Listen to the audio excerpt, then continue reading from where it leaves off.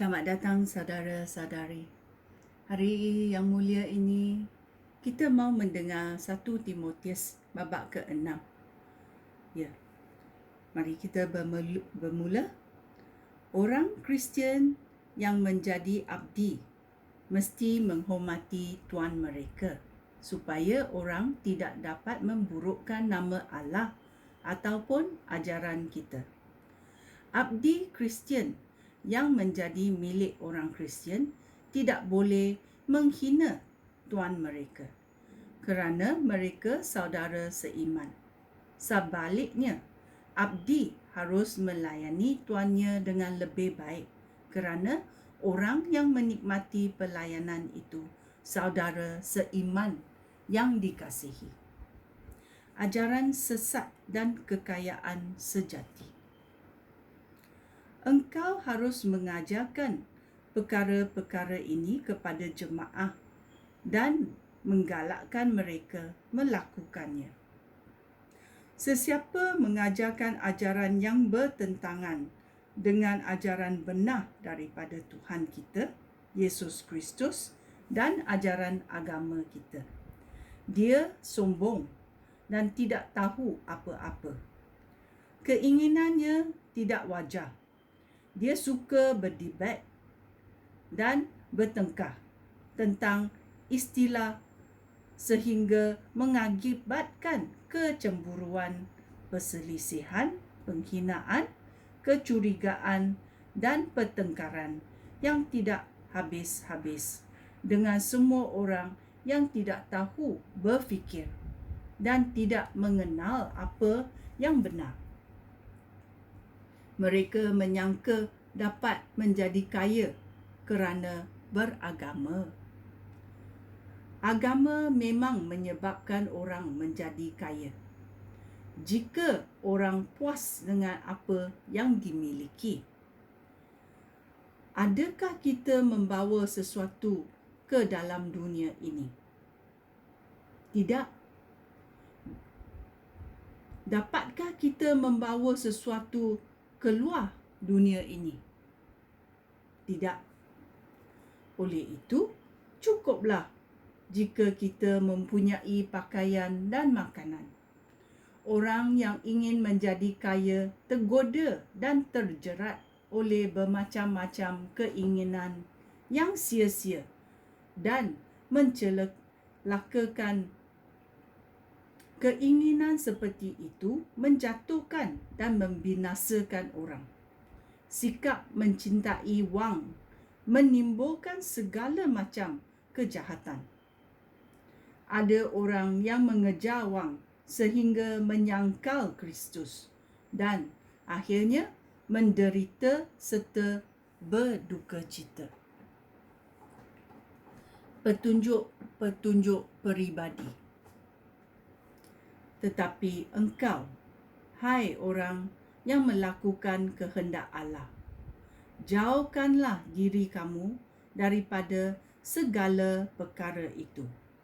Berusahalah supaya sentiasa melakukan kehendak Allah. Hidup beribadat, sentiasa percaya kepada Kristus, mengasihi saudara seiman, tabah menghadapi penderitaan dan bersikap lemah lembut.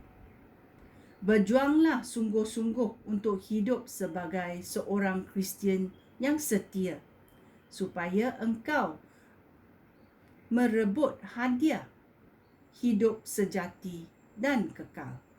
Kerana untuk hidup itulah Allah memanggil engkau apabila engkau mengaku percaya kepada Kristus di hadapan banyak orang, di hadapan Allah yang memberikan nyawa kepada semua makhluk, dan juga di hadapan Kristus Yesus yang memberikan kesaksian yang benar kepada Pontius Pilate.